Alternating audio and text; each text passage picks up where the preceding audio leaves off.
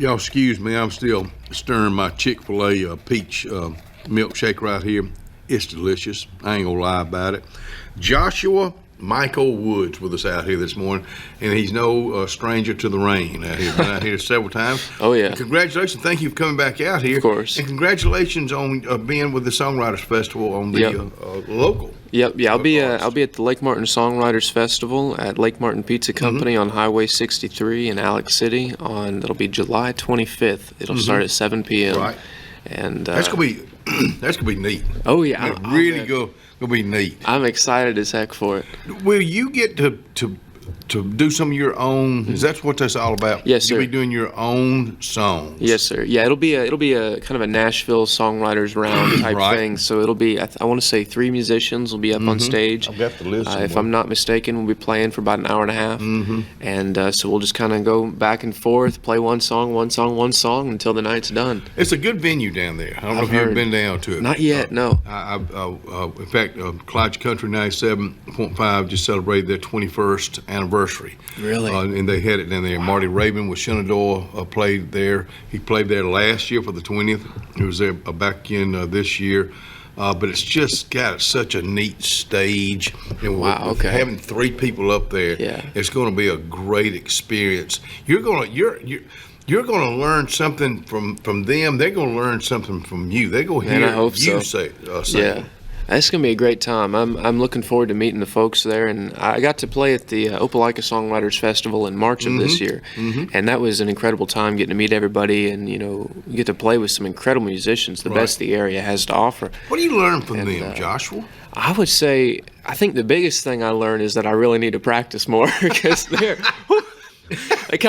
up here. I'm a little down here. But that is good. That is Yeah. good because you're still a young man. You're still a young artist learning, and that's just the process. It's exciting, and I'm really excited to see one of my favorite musicians in the area. Her name is Emily Ruth Ratner, and I love her voice so much because it sounds like Lana Del Rey, and Lana Del Rey is a famous musician that I love, and so she'll be playing, I think, at the 20 under 20 competition at Lake Martin Songwriters Festival, and it's just one of those things I'm excited as heck. But when you get to play with folks like that, you're talking about you need to learn how to practice. Well, you need to practice. Yeah, need to practice a little more. That make you. It's like I've always heard with anything when you're practicing with. If you're playing golf with somebody, play golf with somebody that's really good. Yeah. They'll up your game, but also you'll learn from them how to do this, how to those do little that. intricacies. Yeah. That was so. I mentioned, I guess a month or two ago now that I was heading to Nashville to hang out with my friend D. White for a week, and so that turned out great. I got to songwrite with D, and then another songwriter named Steve O'Brien, and we wrote a song that Monday. And but just practicing with D. White. He's such an incredible musician. He was on the Opry on the 4th of July, which was amazing. But just picking up the little things that he does, and with his voice, he has that really traditional country singing sound. If you think the folks like all the old folks, I forgot his name, the guy that sang "I'm No Stranger to the Rain," Keith Whitley. Yeah. Oh boy. But so that those little intricacies, song. those little runs you do at the end of lines, just it's incredible stuff. And trying to pick up all that I can. Let me go back to Friday, July the 25th, which will be 5 months away from Christmas. Merry Christmas to you. 7 to 8:30, Lake Martin Pizza on Highway 63. Anna Colson, Blaine Rudd, and the one and only Joshua Michael Wood. Have you ever played with any of these guys? No, sir. I've never even. I didn't know they existed until I saw that. So it's going to be all brand new, and it's. Well, like I said, this whole experience that you're going through, it seemed like every time you come out here, you're hitting another level of excitement. It seems so, yeah. And every time I come out here, I have new news, and that's what I love about my life right now. Is, and a lot of it, I wish I could take credit for it all, but I learned recently a lot of people are conspiring behind my back to help me. Well, they see that. They believe in you. I've told you the same thing. Yeah. I've told Ryan. Again, Ryan Fuller will help your feeling better and get over that COVID. Again, Kane Presley producing the show. Thank you. You've done an excellent job this week, and we're into our last section of the front porch for Friday pre-recorded. But you're right. When you may have you may have started on this journey and just hit one snag after another. Sometimes you'd have to keep on picking yourself up. Yeah. But it seemed like you're hitting the next level, the next level, the next level, one bit at the time. And it seems like it. It's I think a very natural progression too. It doesn't feel too drastic, and it's not so slow that I just don't feel like I'm making any progress. It's a very steady climb up the staircase, and it's been great. I've got my sights set on some bigger things, and I'd like to produce an album this year for release next year. We'll see how I can get that going. And the biggest thing I'm trying to do around this time is I'm trying to expand the locations I'm playing gigs. So I've been playing at the Jailhouse in Opelika, Cigar and Fine Spirits in Auburn. The Jailhouse.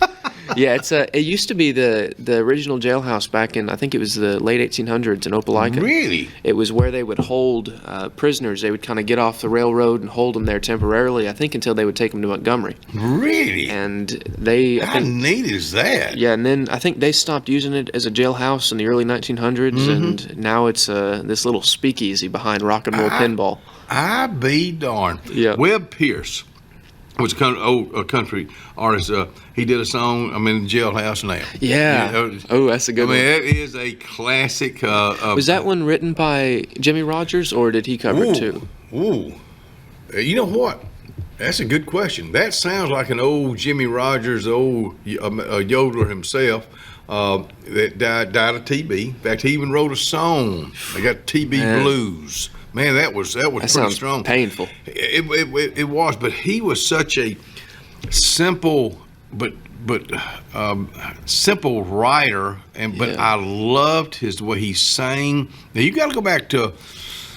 He died in his 30s, but you got to go back way back when with country music. Yeah, I mean, you could hear you could hear him real good. Very simple on, not a lot of chords in it, but just, I don't know. I'm just a big fan of Jimmy Rogers. Me too. I don't listen to him a whole lot, but I love it when I do. His style was very imperfect, but in a great way. Yep, that's a good way to put it. It sounds like the records they were cutting 20 years later at Sun Records in Memphis. Yep.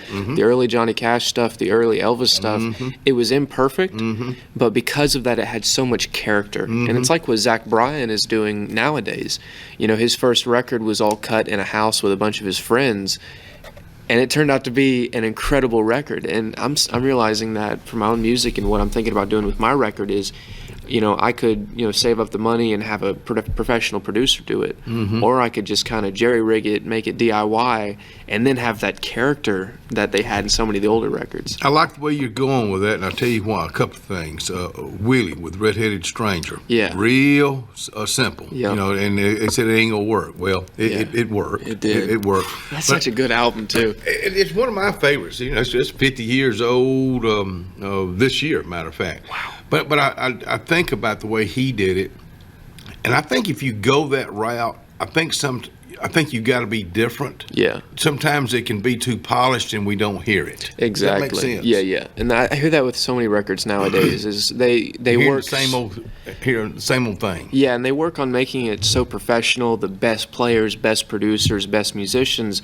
and it ends up sounding like elevator music to me. Or maybe not sound like it, but that's the feeling I get. I know. But when there's some grit to it, some callous, is that like kind of some oddities to it. Some that doesn't work, but it works because it doesn't work. It's, I don't know how to explain it, but just the imperfections are what make it. I'm understanding. Yeah. Hey, don't go anywhere. We go hear not one but two Joshua Michael Wood songs coming up. Joshua Michael Wood's out here with us. And let me go back to Webb Pierce, and he's in the Jailhouse now. Was written by the brakeman himself, or the old TB Blues Jimmy Rogers. And this guy knew right off the bat. And when he said that, like I said a while ago, I think, you know what that does sound like? Well, I looked it up, and he was right. You're fixing to do two songs. Oh, yeah. Are these songs that you would do at the Songwriters Festival, or you want to share that or not? Probably. Yeah, I like it. Because these are songs these are more my recent songs. I mentioned last time I was here that these were two songs that I'd written in one weekend. Right Lane Ride and Mustard and Me. And I've been playing them to my friends and family and open mics in the past month or so. and everybody loves them more than I realized. Like, everybody loves Mustard and Me, and it's like a cheesy song, but my cousin said over the weekend that it's like Red Solo Cup by Toby Keith. I mean, sometimes cheesy is perfect. Okay. And so I'll take it, but I'm gonna start with Right Lane Riding, and let's see how bad I can mess Joshua this up. Michael Woods.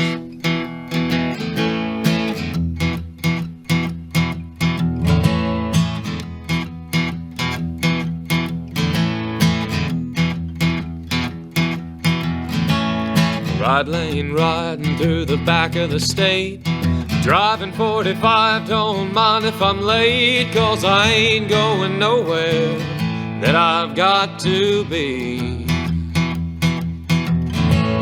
Sunday sailing with a beer in my hand, top down, music up, hear the rock and roll band, finding heaven in the heart of Dixieland.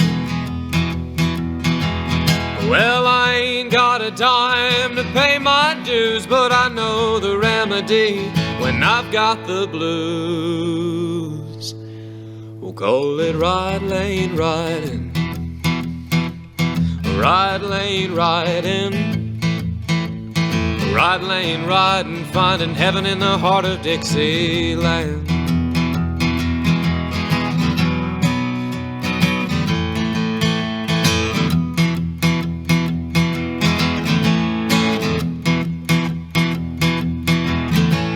Shuffling Hank Williams, Sr. and the Son, Waylon and Willie's double shotgun, feel the red dirt rumble, getting hot in the southern sun. Find a shade tree and park a while, pick a little guitar and smile to smile, show the squirrels of the trees the truth about the birds and bees. Well, I ain't got a dime to pay my dues, but I know the remedy when I've got the blues. We'll call it right lane riding, right lane riding, right lane riding, finding heaven in the heart of Dixieland. Well, I ain't got a dime to pay my dues, but I know the remedy when I've got the blues. We'll call it right lane riding, finding heaven in the heart of Dixieland. We'll call it right lane riding, finding heaven in the heart of Dixieland. Whoa, whoa, whoa.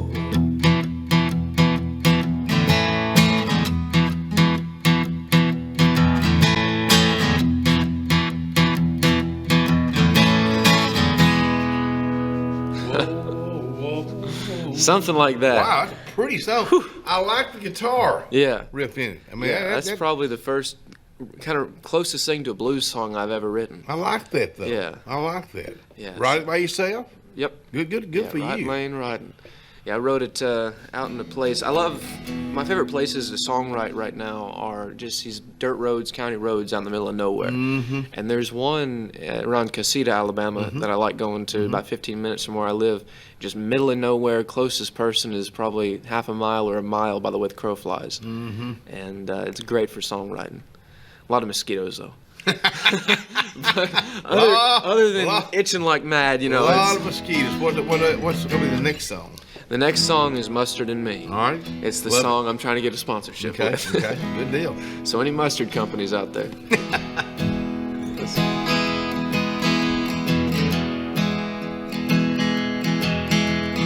Walking past a shop front window on Main Street, peering inside, I saw you. Shopping for a sundress, looking like a princess, a beautiful woman in blue. I stepped inside the front door, creaked across the wood floor and introduced myself.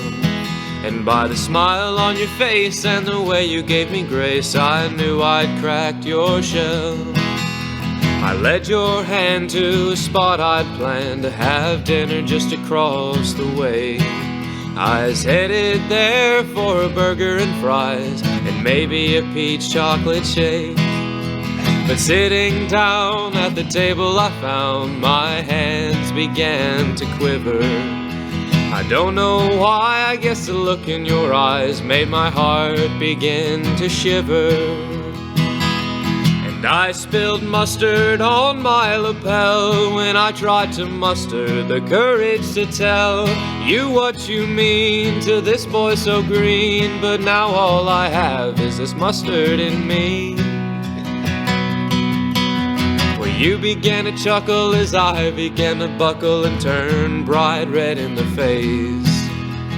I was mortified, I wanted to die, but again you showed me grace. You took the bottle and emptied a dollop on your finger and started to paint.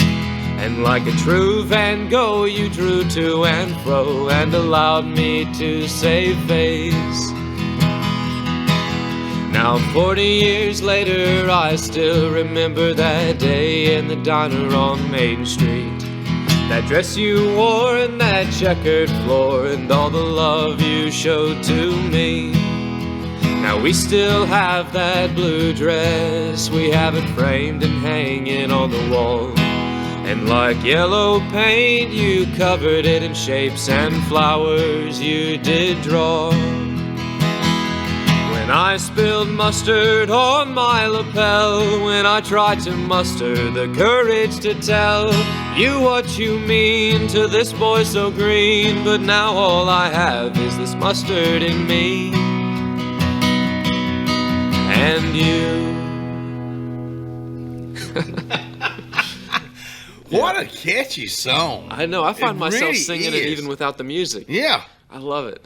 So that was that song I was telling you about last time. Yeah, I mean, I absolutely love it. I love your style because you're right. I think sometimes, I'm not, of course, a songwriter, but I think sometimes to write a good song, you just got to get away from it all. I think you got to get out there where you can breathe the air and get your head clear and your heart. Oh, yeah. Right. Yeah, it's funny. My songwriting process involves a lot of naps.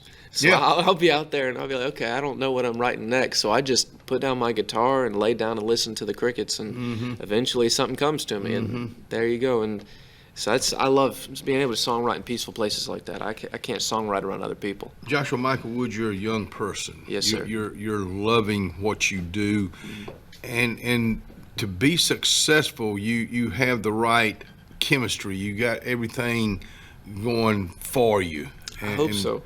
But I also, and I think I've said this to you before, I think your processing, the way you're going about it, you're not rushing. You know you can't get into this, and even if you do make it, it may take longer than what you think it will. Yes, sir. Yeah, I find some of my favorite musicians, they really never found their, what they were known for until later in life. Even Waylon Jennings and Willie Nelson, they were in their 30s and 40s before they really found who they were, and that was in Texas, making it DIY. And Cody Jinks, he was road dogging it for his whole life. I think he started playing country in 05, the year I was born, actually. 20 years ago. And it wasn't until I think 2016 or 2017 that he was able to actually start making some money, or I guess netting a profit.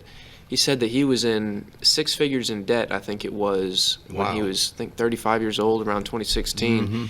And within 1 year, something turned around. He was about to quit. He was thinking, man, do I quit now or do I keep going? But he kept going, and in the span of 1 more year, he was able to, turn a profit, pay off his debts, and, start going uphill again. Never say never. Never say never. Never give up either. Yeah. All the best, it seems like it took them decades before they hit, but when they hit, they stuck. I just saw where a Jelly Roll. Oh, yeah.